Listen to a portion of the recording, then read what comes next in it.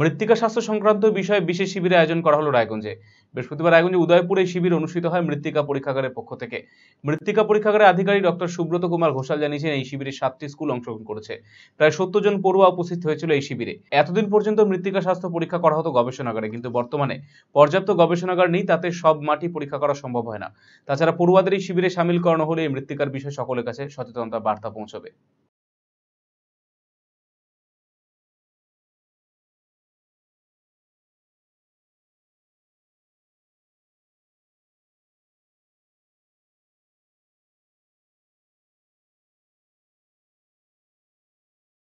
আজকে আমরা একটি বিশেষ কর্মসূচি নিয়েছি। সেই কর্মসূচিতে কী আছে, যে ছাত্রদের সয়েল হেলথ বা মাটির স্বাস্থ্য এই সম্পর্কে সচেতন করার জন্য একটা প্রোগ্রাম অর্গানাইজ করা হয়েছে। কতগুলো স্কুল এখানে উপস্থিত আছে?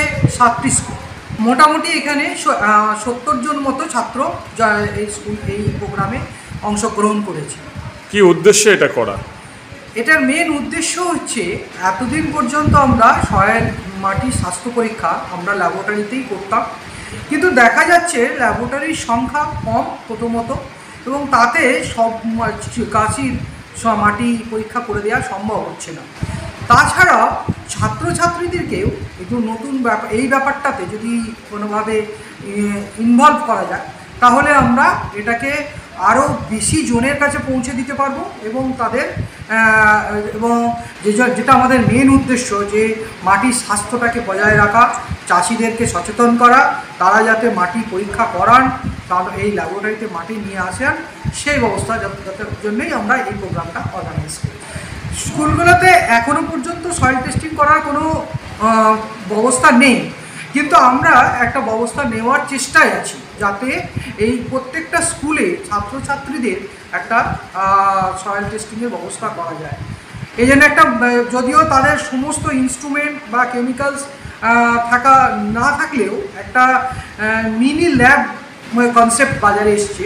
সেটা হচ্ছে কি, আমাদের Indian council of agricultural research এবং ইন্ডিয়ান এগ্রিকালচারাল রিসার্চ ইনস্টিটিউট দিল্লিতে এরা একটা মিনি ল্যাব তৈরি করেছে, যেটার নাম দিয়েছে STFR, পুসা STFR।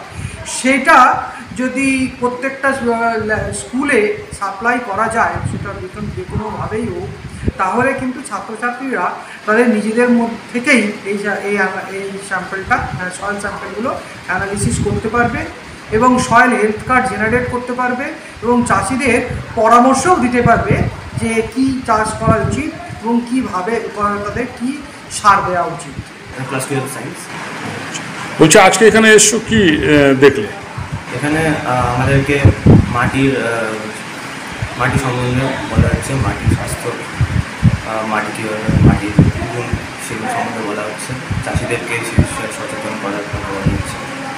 কেমন লাগলো এসে? ভালো লাগছে।